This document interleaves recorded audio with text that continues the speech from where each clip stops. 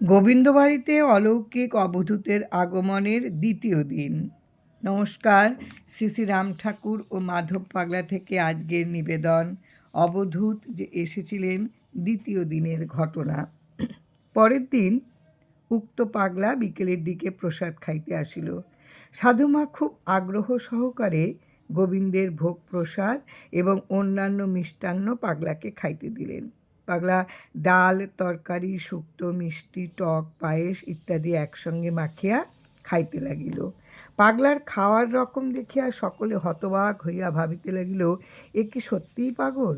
পাগলার সঙ্গে কোনো পাত্র নাই, পরনের নিংটি ছিন্ন, অত্যন্ত ছোট দেখিয়া। অতঃপর সাধুমা বলিলেন, গোপাল ছেলে, পাগলাকে একটি পিতলের সরা এবং একখানি নতুন কাপড় কিনিয়া দাও। মাধব পাগলা বলিলেন, সাধুমা, ইহাকে এই সব দেওয়া বৃথা, কারণ এখন দিলে পরক্ষণেই আর তা থাকিবে না। হয়তো কোথাও ফেলে দেবে, না হয় কাউকে দিয়ে দেবে, কারণ ইহারা কিছুই অবলম্বন করেন না। গোবিন্দবাড়ির এক বুড়ি একখানি পিতলের সরা ও সাধুমার একখানি ধুতি পাগলাকে দিলেন। পাগলা প্রসাদ খাইয়া সেই পিতলের সরা ও নতুন কাপড় লইয়া চলিয়া গেলেন।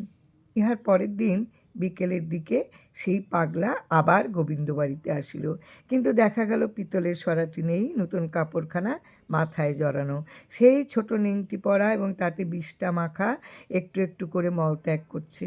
এই অবস্থায় দেখিয়া গোবিন্দবাড়ির অনেকেই বলিল, এটা পাগলা, একে তাড়িয়ে দাও, এত আবদার করে খাওয়াচ্ছ কেন? অনেকেই ঘৃণায় দূরে সরে গেল। মাধব পাগলা বললেন, আপনারা ব্যস্ত হচ্ছেন কেন? যাহা কিছু পরিষ্কার পরিচ্ছন্ন করবার তা আমি নিজ হাতে করব।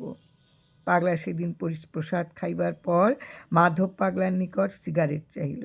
মাধব পাগলা একটি সিগারেট পাগলার হাতে দিয়া আরেকটি সিগারেট ধরাইয়া নিজে খাইতে লাগিলেন।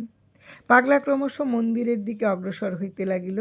সাধুমা এবং অন্যান্য লোক ভয়ে আতঙ্কিত হইয়া উঠিল, কারণ এইরূপ মলমূত্রলিপ্ত দেহে এবং মলত্যাগ করা অবস্থায় মন্দিরে প্রবেশ করলে মন্দির এবং গোবিন্দ অপবিত্র হইবে, এই ভয়ে সকলে চিৎকার করিয়া উঠিল। মাধব পাগলা অনেক কষ্টে পাগলাকে বুঝাইলেন, তুমি মলমূত্রলিপ্ত দেহে অপবিত্র অবস্থায় মন্দিরে প্রবেশ করলে মন্দির অপবিত্র হইয়া যাইবে এবং সকলে বিশেষ দুঃখিত হইবেন। এই কথা বলায় পাগলা হাসিতে হাসিতে গোবিন্দ বাড়ি হইতে বাহির হইয়া গেল।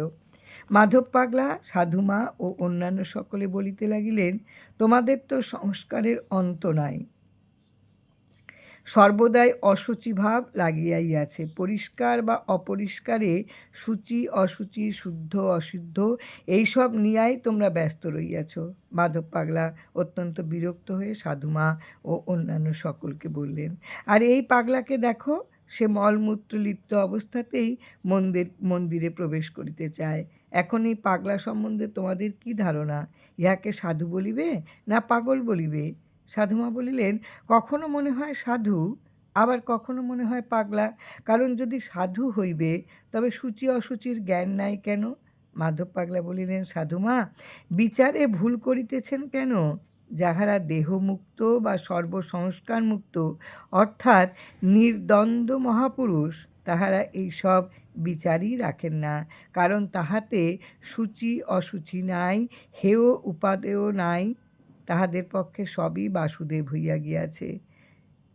জয় রাম, জয় রাম।